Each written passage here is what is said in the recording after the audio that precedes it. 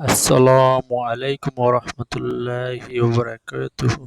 সুপ্রিয় দর্শক, আজকে আমরা শুনব পৃথিবী থেকে মাটি সংগ্রহের কাহিনী।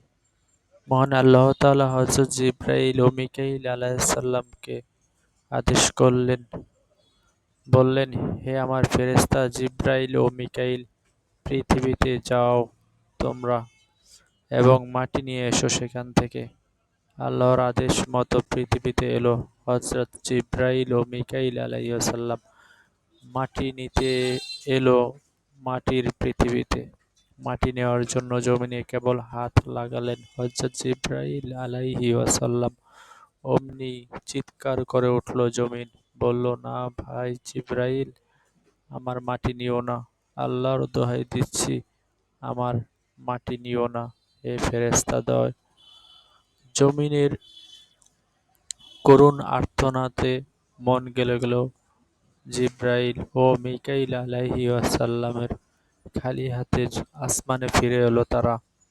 আল্লাহর দরবারে গিয়ে জমিনের করুণ আর্তনাদের কথা জানালো এবং প্রকাশ করলো নিজেদের অপারগতা। আল্লাহ এবার অন্য ব্যবস্থা গ্রহণ করলেন। পৃথিবী থেকে মাটি সংগ্রহ করার জন্য অন্য ফেরেশতা মনোনীত করলেন। তিনি এবার পাঠালেন হযরত আজরাইল আলাইহিসসালামকে, কারণ তিনি জানেন আজরাইলের দয়া মায়া কম। জমিনের মায়া কান্না মন গলবে না ওর। হযরত আজরাইল আলাইহিসসালাম এলো পৃথিবীতে এবং মাটি সংগ্রহ করে আসমানে ফিরে গেল। কোনো প্রকার কোনো আর্তনাদই কানে নিল না।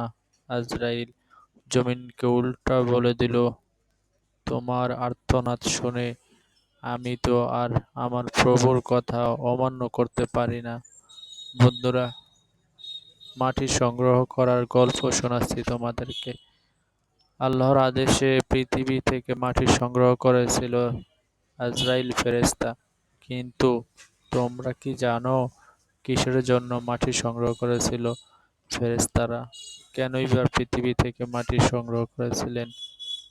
আল্লাহ মহান। কি করেছিলেন তিনি ওই মাটি দিয়ে?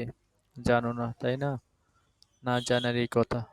চলো তাহলে এবার তোমাদের সব প্রশ্নের উত্তর জানাই। কেন আল্লাহ পৃথিবী থেকে মাটি নিয়েছিলেন এবং কি করেছিলেন সেই মাটি দিয়ে?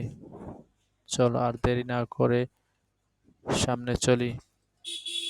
কেন আল্লাহ মাটি নিয়েছিলেন? আল্লাহর ইচ্ছা হলো পৃথিবীর বুকে প্রতিনিধি পাঠাবেন।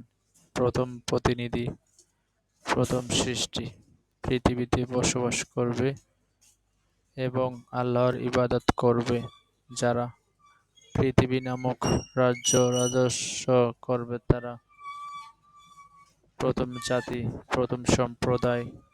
তারা না হবে জিন, না হবে ফেরেশতা। মাটির পৃথিবীর জন্য মাটির মানুষ তৈরি করবেন আল্লাহ মহান। সব ফেরেশতাদের ডাকলেন তিনি। সমবেত ফেরেশতাদের লক্ষ্য করে ঘোষণা করলেন, হে আমার ফেরেশতারা, শোনো তোমরা, পৃথিবীতে আমি আমার প্রতিনিধি পাঠাবো। আল্লাহর ঘোষণা শুনে কথা বলল না ফেরেশতারা। চুপচাপ সবাই